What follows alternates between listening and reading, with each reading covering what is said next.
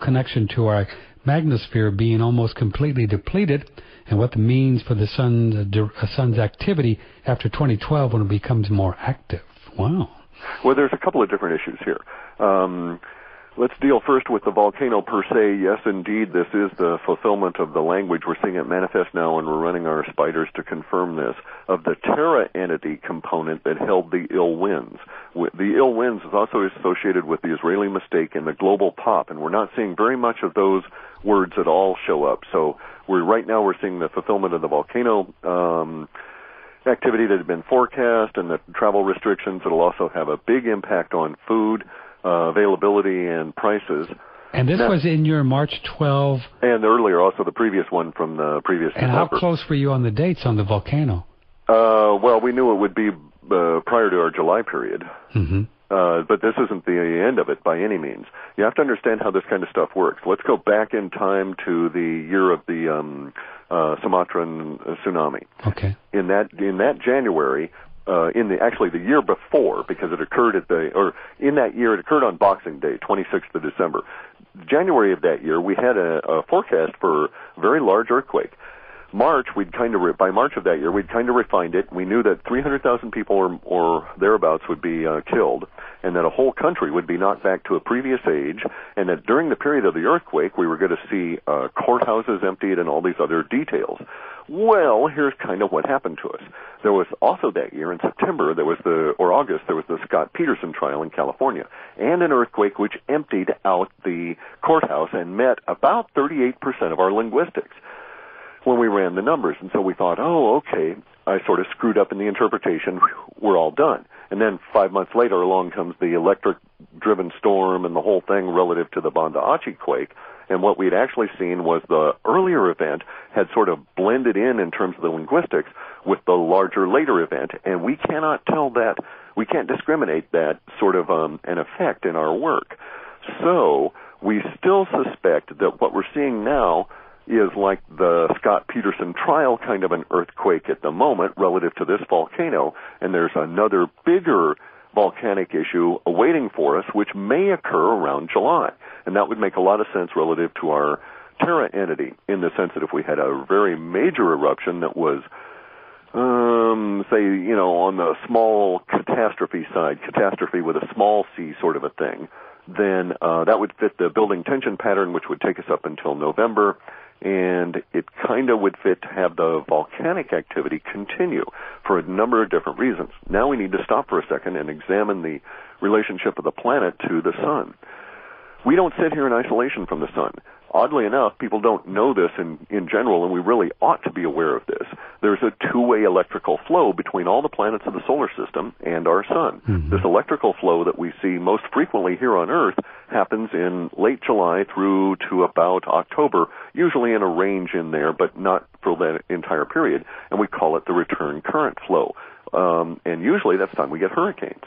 And what actually is happening is that it's an electrical discharge, and you can think of it as an alternating current circuit, where for most of the year the sun powers our planet with high-energy electrons and protons, and for part of the year we give a bit back in this alternating current kind of a relationship with the sun. So July through October. Correct. Uh-huh. With the peak of it usually being about mid-August. Mm-hmm. And now, because that occurs, because we are not in isolation, because our sun and our Earth contact each other and have filaments and stuff going between each other all the time, it is very, very disturbing when the natural flow of things becomes disrupted by, as the email writer points out, the destruction or the problems with the magnetosphere. The incredible amount of lightning is very destructive relative to the ratios of ozone and other kinds of gases at the very high edges of our ionosphere, which is where that return current flow starts. So we may actually find that all of a sudden we're going to get into a period, maybe even as early as July, which might extend all the way out to November. Again, there's hints of this in our Terra entity, that our climate may radically alter, which we've been saying for the last 6-8 months in our reports. Don't count on a good summer this year anywhere in the northern hemisphere. Good meaning, what you mean, normal?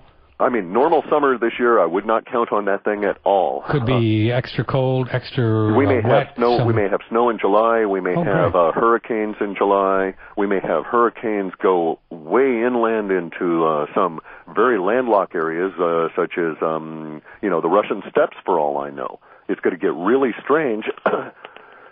We think a lot of that's due to the problems with the magnetosphere and the sun at the moment.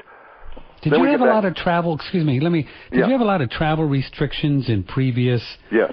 You did. Yeah, we've had this since easily the last 2 or 3 years.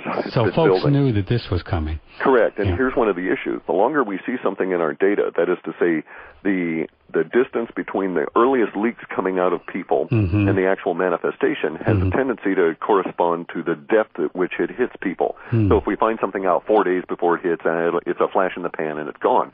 But if we're talking about it for 2 years and it hits us, boy, it'll be around for a while. So you had the travel restrictions data for the last couple years? Yes. Wow. So, but then now we're starting to hear that this thing is quieting down, but that doesn't mean it's going to No, I doubt that'll be the case. I'm sorry. Oh, that's a momentary supposition. That's like making a forecast on where the economy is going to head by what the Dow was doing yesterday, this moment. See. So it's kind of like, okay. So your suspicions are that the travel restrictions are going to be around for a while with all this smoke? And indeed may increase. And I suspect that, in fact, in order to meet the linguistics we have, it's got to start impacting North America. Yeah, and we're going to talk about this tomorrow with Andrew Goss, but this is certainly something that the boys, the folks who control the people who control the Federal Reserve, that I don't know that they put into their their spreadsheet, Yeah. And look at like, what is it, $2 million something a day, and they're losing in the airlines and all that. And yeah, but it's relatively trivial in terms of we're broke as a planet anyway. The Federal Reserve System is bankrupt. It's all a criminal cabal. It's due to go down for a number of different reasons. This indeed may be a trigger, but in the end, if it wasn't this, it would be something else. It's always something. Here's an email. Hello, Patrick and Cliff. In the previous reports of the WebBot was, among other things, talked of global coastal event in course of 2009. It was unclear what kind of event, among other things, was thought to be massive flooding. Thanks. This is Harry from Holland, so I'm not sure. I didn't read that well. Well, he's got an obvious issue there because he's below sea level if he's in any of them, Holland or the Danish or the Flemish areas. Yes, we had global coastal phenomena. Initially, it was interpreted as event, and then we thought it was going to be a single phenomenon, and then it became phenomena. So we had a global coastal. If you actually went out and read newspapers all around the planet that were published in the area of the regions of the coast, you would find that there were many different stories all occurring at the same time relative to the coast of the planet. We had everything from rising waters up 60, 80 feet in the Mediterranean to invasions of Portuguese men of war jellyfish into the Mediterranean to all different kinds of strange jellyfish invading the waters in Japan, and it just goes on and on and on and on. So it was a vast collection, and it's a precursor.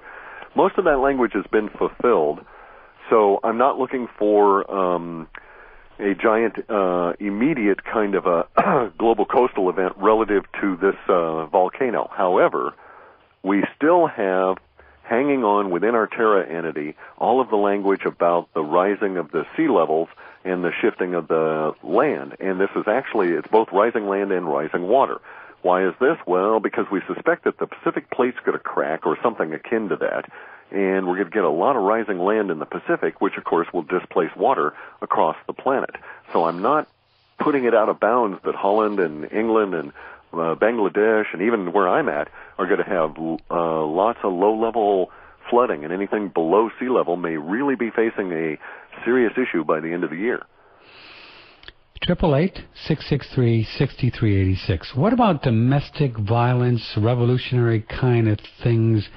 What's the old rickety time machine scene there, if anything? Revolution as a meme is going global. It's going into its active phase. It actually started in early February, really. We started seeing the hinting of the active language. By the time it's really good. It's a gradation. It's not this day it's active and that day it isn't. We've already started it. It's going to escalate. By the time we get into summer, I suspect if the weather permits, and we've been saying that in this last report repeatedly, If the weather permits, expect riots in your area. It may not permit. We may find that, snow, floods, and so on present issues for otherwise political movements that would have begun or attempted to get something going. To a certain extent, it seems to favor the incumbency, except it's going to really demonstrate on a global level just how lame governments are. Because there's going to be so much in the way of terrestrial chaos caused by climate change that it will seriously disrupt both political progress as well as the ability of the governments to respond to the various different kinds of crises facing them. Are you seeing anything in your work with a legitimate, or I don't know what that word means, but a real possible third party in 2012? No. Nothing, huh? No, I don't follow politics, though. It's kind of a... But don't people talk about that and think about it, Cliff? I mean, or you just don't put your energy in there? No, it isn't that. It's within the data set, within our data, bear in mind, we live and die by the differences. And so the greater the differences, the more room for us to be able to interpret. So such things as religion, you either, hate this God or you don't. Right. There's very, very little, it's all black and white, very little gray, and we need the gray area. Same thing with politics. So the further we become...